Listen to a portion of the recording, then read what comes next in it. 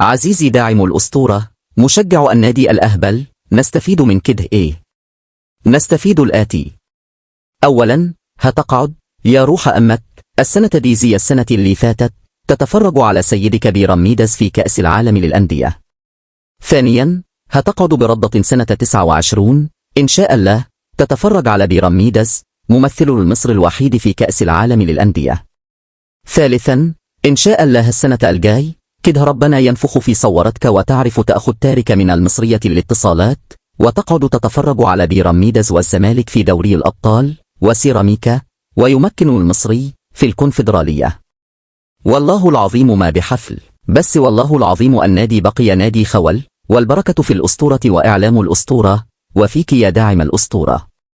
والحقيقة العلمية اللي كانت عنك مداريه إن أمك اسمها فوزي بس كانت مخبي.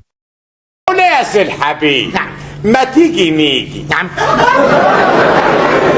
انظر القدس انا وياك، ولا انت راخر خايف يعلقوك منك؟ لا لا لا لا لا، مش خايف يعلقوني من حاجه. ومش خايف ليه؟ ما في حاجه يعلقوا منها اصلا.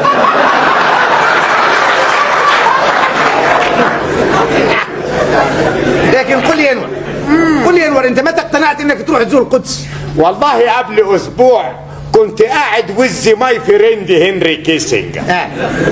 قام قال لي تفتكر يا واد يا انور انه العرب واليهود بيتصالحوا؟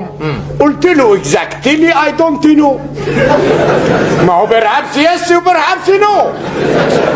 قام قال لي المشكله بين العرب واليهود الجدار النفسي. قلت له حس كده بقى، انا هروح وهد ديك سلسفيل ابو الجدار.